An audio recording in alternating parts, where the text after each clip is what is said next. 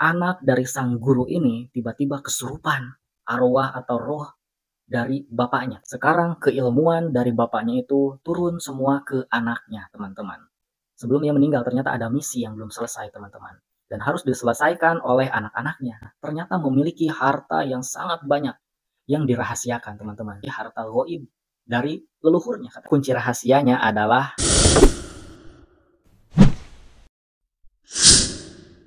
Assalamualaikum warahmatullahi wabarakatuh. Apa kabar teman-teman semua? Semoga sehat selalu dan senantiasa dalam lindungan Allah Azza wa Jalla. Di kesempatan kali ini saya ingin menceritakan sebuah pengalaman yang dialami oleh sahabat saya, teman-teman, dan juga saudaranya. Sahabat saya dan saudaranya ini memiliki pengalaman sebelum mereka bertaubat dari meyakini hal mistis berbau kesyirikan, teman-teman. Lalu bagaimana ceritanya? Oke, teman-teman. Nah, sebelum lanjut video ini, alangkah baiknya teman-teman yang baru mampir ke channel ini, tekan tombol subscribe-nya dan jangan lupa untuk nyalakan loncengnya, supaya teman-teman bisa mendapatkan update video terbaru di channel ini, teman-teman. Katakanlah sahabat saya ini namanya Yeye dan juga saudaranya Keke. Jadi begini teman-teman, jadi dahulu sahabat saya dan saudaranya ini memiliki seorang guru, teman-teman. Ya, seorang guru spiritual. Ya, memang awalnya belajar tentang agama, tentang zikir, dan lain sebagainya, teman-teman. Namun suatu ketika, gurunya ini meninggal, teman-teman. Nah, akhirnya berwasiatlah sang guru ini agar tetap menjaga silaturahmi dengan keluarga gurunya tersebut. Terutama dengan anak-anaknya dan juga istrinya, teman-teman. Nah, pada suatu ketika setelah meninggal sang guru ini, sang guru dari sahabat saya ini, tiba-tiba diadakanlah sebuah pengajian kecil di rumah guru tersebut, teman-teman. Saat ritual pengajian tersebut, terjadi hal-hal yang tidak diduga, teman-teman. Anak dari sang guru ini tiba-tiba kesurupan dan mengaku bahwa yang masuk ke dalam tubuhnya ini adalah arwah atau roh dari bapaknya, teman-teman. Artinya, yang masuk ke dalam jasad si anak ini adalah guru dari sahabat saya dan saudaranya. Pada saat itu, si orang yang kesurupan ini berwasiat, teman-teman, mengatasnamakan arwah bapaknya. Berwasiatnya seperti ini, teman-teman. Jadi, sahabat saya dan saudaranya jangan pernah meninggalkan keluarganya, teman-teman. Seperti sebelum ia berwasiat sebelum meninggal, teman-teman ya. Jangan putus silaturahmi. Nah, ini pun terjadi lagi, teman-teman. Ternyata ia berbicara, jangan sampai putus silaturahmi antara sahabat saya maupun saudaranya dengan keluarga sang guru itu, teman-teman. Lalu dia berwasiat kembali bahwa sekarang keilmuan dari bapaknya itu turun semua ke anaknya, teman-teman. Lalu ada tambahan lagi, teman-teman. Orang yang kesurupan ini berbicara lagi, teman-teman, bahwa si anak yang kesurupan ini akan menjadi perantara komunikasi antara ayah dari sahabat saya dan saudaranya dengan mereka, teman-teman. Jadi ini akan menjadi penghubung komunikasi karena ternyata ada hal-hal yang belum selesai, misi-misi yang belum tuntas saat ayahnya sahabat saya dan saudaranya sebelum ia meninggal ternyata ada misi yang belum selesai, teman-teman. Dan harus diselesaikan oleh anak-anaknya, yaitu oleh sahabat saya dan juga saudaranya, oleh si Yeye dan si Keke, teman-teman. Ya, jadi itu adalah wasiat, teman-teman, katanya ya. Jadi ini menjadi doktrin, teman-teman. Ini akan menjadi doktrin sehingga sahabat dan saudaranya ini sulit untuk lepas, teman-teman. Karena berat ya, teman-teman ya. Kalau ada wasiat dari orang yang meninggal, ini luar biasa, teman-teman. Doktrinnya memang cukup berat juga ya. Apalagi kalau orang itu awam, tidak tahu dasar hukumnya, teman-teman ya. Lalu, si orang yang kesurupan ini mengatasnamakan bapaknya berwasiat kembali, teman-teman. Berwasiat bahwa ternyata sahabat saya dan saudaranya, bahwa sahabat saya dan saudaranya ternyata memiliki harta yang sangat banyak yang dirahasiakan, teman-teman. Jadi artinya sahabat saya dan saudaranya ini memiliki harta goib dari leluhurnya, katanya, teman-teman. Ya. Dan yang menjadi kunci rahasianya adalah si anak yang kesurupan ini, teman-teman. Jadi si anak yang kesurupan ini nanti yang akan memandu, teman-teman. Jadi bagaimananya ya, syarat-syaratnya nanti diketahui oleh si anak yang kesurupan ini, teman-teman. Begitu, teman-teman. Ini pun menjadi doktrin kembali, teman-teman. Karena ya yang namanya kita kalau berbicara masalah harta, ya luar biasa, teman-teman. Memang semua orang butuh yang namanya harta, ya. Entah itu untuk kehidupan duniawi ataupun untuk ibadah, teman-teman, untuk sodako, untuk membangun masjid, jalan, dan lain sebagainya, teman-teman. Jadi orang-orang yang ya contohnya seperti sahabat saya ini. Jadi kalau misalkan teman-teman, kalau misalkan sahabat saya dan saudaranya ini dia memang tergiur dengan harta, ini pasti akan terdoktrin, teman-teman. Maka akan masuk ke dalam alam bawah sadarnya bahwa dia butuh harta tersebut, teman-teman. Ya, apalagi yang dibicarakannya adalah harta yang banyak, teman-teman. Nah, nanti kita akan bahas satu persatu ya, teman-teman. Singkat cerita, ritual pengajian pun selesai dan teman saya, sahabat saya, dan juga saudaranya percaya, teman-teman, akan kejadian tersebut. Nah, ketika sudah pulang ke rumahnya masing-masing, teman-teman, hingga pada suatu saat, anak dari sang guru ini yang sekarang menjadi guru dari sahabat dan saudara saya, ya katakanlah sekarang bahasanya guru ya, teman-teman.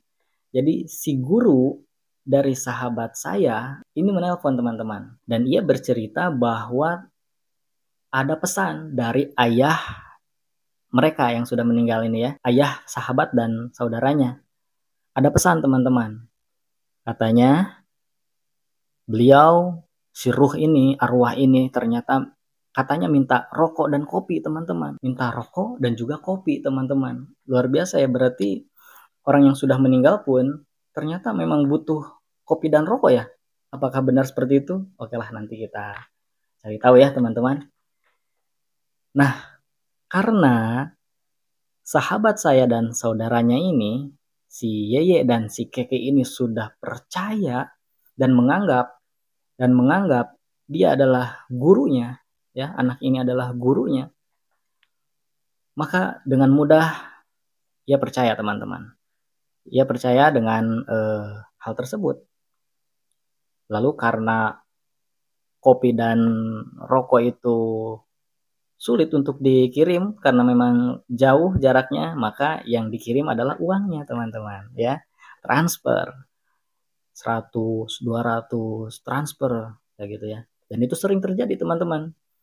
Kadang-kadang minta rokok, kadang-kadang minta kopi dan lain sebagainya, teman-teman. Karena sudah terlanjur percaya dengan si anak tersebut, dengan gurunya tersebut, maka dengan mudah tanpa berpikir panjang transfer. Seperti itu, teman-teman.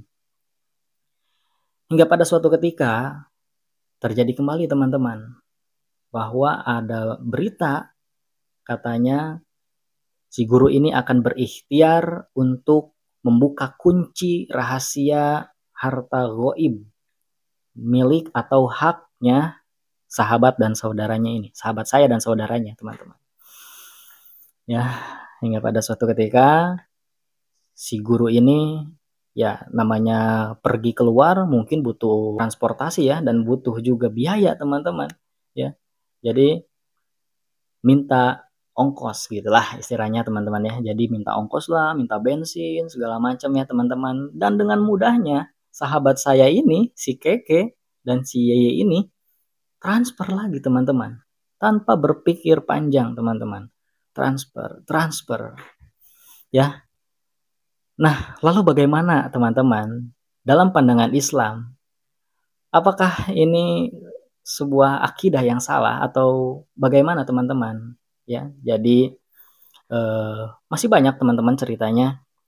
Masih panjang, nanti kita akan lanjut lagi ceritanya. Namun sebelumnya, bagaimana pandangan dalam Islam tentang mempercayai ruh atau arwah itu bisa kembali ke dunia, bahkan meminta sesuatu yang sifatnya duniawi, teman-teman. Seperti kopi dan rokok tersebut, teman-teman. Oke, kita akan lihat penjelasan dari Ustadz Khalid Basalamah. Pengajian di satu rumah, dan rumah itu Masya Allah sangat besar di kota Makassar pada saat itu. Kemudian semua keluarganya hadir. Ini waktu awal-awal saya balik dari Madinah, sekitar tahun 2000-an ya, tahun 99-8 saya kembali, sekitar tahun 2000 pengajian ini.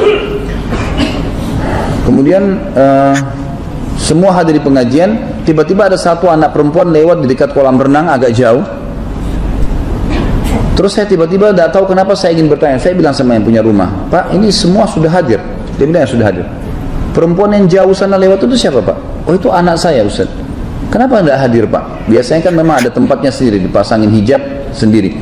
Jadi memang ada orang yang tidak hadir. Dia bilang semua orang rumahnya sudah hadir. Saya juga waktu itu tidak tahu kenapa saya bertanya gitu ya. Bilang itu anak saya. Terus kenapa nggak hadir, Pak, di pengajian? Oh, anak saya itu berbeda, Ustaz. Berbeda kenapa, Pak? Dia kalau malam Jumat sering kedatangan ruh kakek saya. Gimana ceritanya, Pak? Kalau malam Jumat tiba waktu maghrib, dia matiin lampu, dia minta kopi kesukaan kakek saya, kemudian dia berbicara dengan suara kakek saya. Saya bilang sebentar, Pak, saya yang lanjutin ceritanya. Kaget dia, kok bisa Ustaz lanjutin? Ya sebentar. Kalau yang saya sampaikan sebentar lagi ini benar, berarti percaya itu dari syaitan. Dia bilang silakan Ustaz, baik. Pasti nanti akan keluar suara kakeknya. Kemudian dia akan sebutkan nama masing-masing orang yang di rumah sini. Benar? Iya benar. Baik. Kemudian yang kedua, dia akan secara otomatis akan menerka-nerka, mengatakan kamu fulan, rezekimu begini, kamu fulan begini, apa yang kalian mau tanyakan, kesempatan, kakek akan datang setiap malam Jumat. Benar nggak? Benar Ustaz. Bahkan saya pernah ditebak tangan saya, rezeki saya dan seterusnya. Saya mengatakan itu syaitan, anaknya bapak mesti diruqyah. Itu sudah menjadi teori syar'i. Ini syaitan yang masuk was-was, menganggap ruh kakeknya datang, ya. Padahal tidak pernah ini. Kalau ini sebenarnya ada teman-teman sekalian, maka yang bisa terjadi, Nabi SAW datang sekarang kepada umatnya, nasihatin kita yang salah. Ini kenapa kau buat yang saya tidak perintahin? Kamu bukan apa begini? Tapi enggak sama sekali. Waktu Nabi SAW meninggal, semua sahabat sedih nangis. Kenapa sedih nangis? Karena Nabi sudah enggak bakal ada. Sudah selesai. Jadi kita harus berjuang sendiri nih menerapkan syariatnya. Padahal Nabi SAW bisa datang lagi kan? Bisa saja. Tapi tidak terjadi. Jadi jangan tertipu dengan hal-hal yang seperti ini, berbahaya. Secara individu saya berbicara. Saya tidak bicara masalah kelompok, secara individu saya mengatakan hati-hati teman-teman dengan godaan syaitan yang seperti ini, sehingga akhirnya menyesatkan kita dari jalan Allah. Abu Bakar, Umar, sahabat-sahabat Nabi yang mulia, mereka tidak pernah menukil satupun riwayat kepada kita kalau mereka pernah bertemu dengan para nabi-nabi atau ruh-ruh seperti ini. Mereka menjalankan apa yang sudah Nabi SAW janjikan dengan keyakinan, selesai. Mereka jalankan itu. Allahu a'lam. Semoga apa yang kita bahas malam ini bermanfaat buat kita semua, dan semoga apapun amal yang pernah kita kerjakan diterima dengan kemahamurahnya oleh Sang Pencipta Allah, dan semoga semua dosa yang pernah kita kerjakan sekecil sampai sebesar apapun dimaafkan dan diganti menjadi pahala dengan kemahamurahannya, dan semoga Allah dengan kemahamurahannya pula memberkahi sisa umur kita ke depan, semuanya terisi dengan amal saleh, diberkahi di harta, di keluarga, di pasangan hidup, di anak-anak, dan puncaknya kita masuk surga tanpa hisab. Dan kita terus mendoakan saudara kita di Palestina, di Syria, di Yaman, di Irak, di Myanmar, di Ahsa, dimanapun mereka berada. Ya Allah, tolonglah mereka, ikhlaskan niat mereka, terima para syuhada mereka, muliakan Islam di tangan mereka dan tangan kita semua, dan semoga Allah partisipasikan kita bersama mereka di pahala, baik dengan doa dan hati dengan jiwa kita.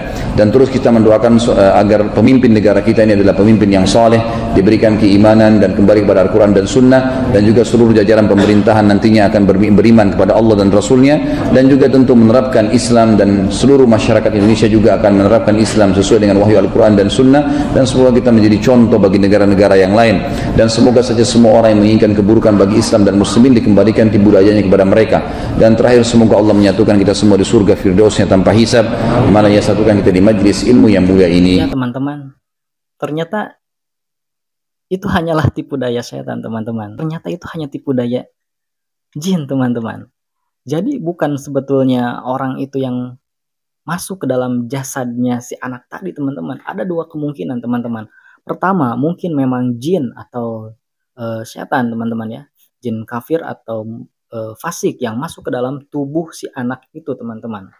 Ya, dan dengan tujuan untuk menyesatkan teman-teman. Karena tujuan mereka, tujuan setan adalah menyesatkan manusia teman-teman. Lalu yang kedua, mungkin bukan jin atau bukan jin kafir atau jin fasik yang masuk teman-teman. Mungkin itu hanya acting, bisa saja teman-teman, bisa saja itu teman-teman ya.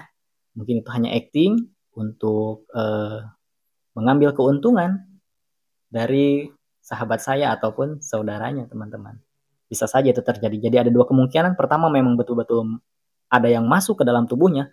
Tapi ingat teman-teman, itu bukan arwah atau roh orang yang meninggal teman-teman.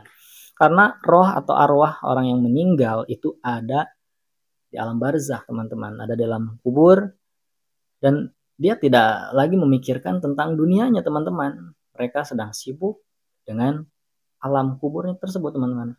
Mereka akan ditanya tentang amalannya, teman-teman. Jadi tidak terfikir untuk kembali ke dunia. Kalau keinginan untuk kembali ke dunia itu jelas, teman-teman, karena sudah diceritakan dalam Al-Quran. Namun tidak benar-benar dia kembali ke dunia, ya. Jadi dia tidak diizinkan kembali ke dunia, teman-teman. Kalau hanya keinginan itu betul, teman-teman. Mereka ingin kembali ke dunia dan ingin memperbaiki amalannya, teman-teman. Namun sayang, teman-teman, itu sudah tidak bisa terjadi lagi karena mereka sudah berbeda alam, mereka sudah meninggal, teman-teman. Ya. Nah, kalau teman-teman masih kurang puas dengan penjelasan yang tadi, oke, kita lanjut dengan penjelasan berikutnya. Ini ada penjelasan dari Ustadz Abdul Somad, ya, teman-teman. Oke, kita simak. Pendapat yang kuat bahwa roh itu 3. Pertama, ditempatkan di Illiyin. Yang kedua, yang jahat-jahat di Sijjin. Yang ketiga, ada saatnya Allah Maha Kuasa menempatkan dia di mana. Seandainya nanti tiba-tiba waktu Abdul Somad meninggal, ada jamaah masjid Al-Muslimin kerasukan, dipanggillah Ustadz Musdar Ruqyah.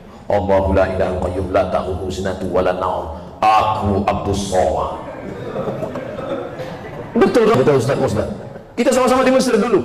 Betul, jangan tanya lagi. Kalau memang betul pernah ceramah di masjid Al-Muslimin, pernah hari apa itu? Hari Senin malam Selasa tanggal 26 malam 27. Iya, maka itu bukan roh Abdul Somad, tapi jin qarin. Karena setiap kita yang lahir ini ada jin pendamping yang ikut waktu kita lahir. Jin saya ikut nih. Maka ketika saya mati, dia tak mati, dia hidup. Dia tahu kemana jadwal-jadwal saya. Bisa ditirunya suara saya. Kalau memang betul kau Ustaz Somad, coba ceramah. Assalamualaikum. Dia nih, bukan. Itu bukan roh, karena roh tak bisa dipanggil. Kalau bisalah roh dipanggil, maka bisalah dipanggil roh Nabi Muhammad SAW untuk ditanya mana hadis sahih, mana hadis dhaif, mana hadis palsu. Oleh sebab itu maka jangan mudah dengan nanti datang penipu-penipu yang mengaku bisa memanggil roh si fulan, emang jelangkung jelang datang tak juntang, balik tak dijemput, keranjang arang. Yang ketawa berarti udah tua. Anak-anak sekarang mana dia tahu, dulu zaman-zaman porkas. Ya, teman-teman, jika percaya orang yang sudah meninggal kembali lagi ke dunia, dan apalagi meminta sesuatu yang sifatnya duniawi, teman-teman, itu tidak mungkin, teman-teman. Ya, jadi hati-hati, teman-teman. Jangan sampai teman-teman tertipu dengan hal semacam ini. Ingat, teman-teman, kita harus bentengi akidah kita, dengan pengetahuan yang benar, teman-teman. Jangan asal percaya. Jangan asal percaya kepada orang dan jangan mudah tergiur dengan sesuatu yang ditawarkan orang lain yang mungkin itu adalah sesuatu yang memang bohong, teman-teman. Sesuatu yang justru bisa mencelakakan kita, teman-teman. Ya, jadi jangan mudah percaya dengan hal-hal semacam itu, teman-teman. Jadi dalam akidah Islam bahwa orang yang sudah meninggal, mereka tidak bisa kembali lagi ke dunia, bahkan tidak mungkin mereka meminta sesuatu yang sifatnya duniawi, teman-teman. Ya, begitulah, teman-teman. Sebetulnya masih panjang, teman-teman, cerita dari sahabat atau saudaranya ini, teman-teman. Jadi masih ada kelanjutannya lagi, teman-teman. Ya, oke, nanti kelanjutan ceritanya nanti akan kita bahas di video berikutnya, teman-teman. Jadi untuk video pertama ini adalah kita bahas tentang apakah orang meninggal itu bisa kembali ke dunia dan meminta sesuatu yang sifatnya dunia, yang duniawi. Nah, sudah dijelaskan oleh para ustadz tadi, teman-teman, ya. Nanti akan kita bahas tentang hal-hal lainnya yang mungkin saja benar ataupun tidak. Oke, nanti kita bahas di video berikutnya. Oke, teman-teman, cukup sekian dari saya untuk video kali ini. Teman-teman, mohon maaf bila ada salah-salah kata dari saya, karena kesalahan mutlak itu dari saya dan kebenaran hanyalah milik Allah Azza wa Jalla. Dan sebelum saya tutup video kali ini, teman-teman, alangkah baiknya yang baru mampir, saya ingatkan kembali, yang baru mampir silahkan teman-teman tekan tombol subscribe dan jangan lupa untuk nyalakan loncengnya supaya teman-teman bisa mendapatkan update video terbaru di channel ini, dan jangan lupa tunggu part 2-nya, teman-teman. Sekian dari saya. Wassalamualaikum warahmatullahi wabarakatuh.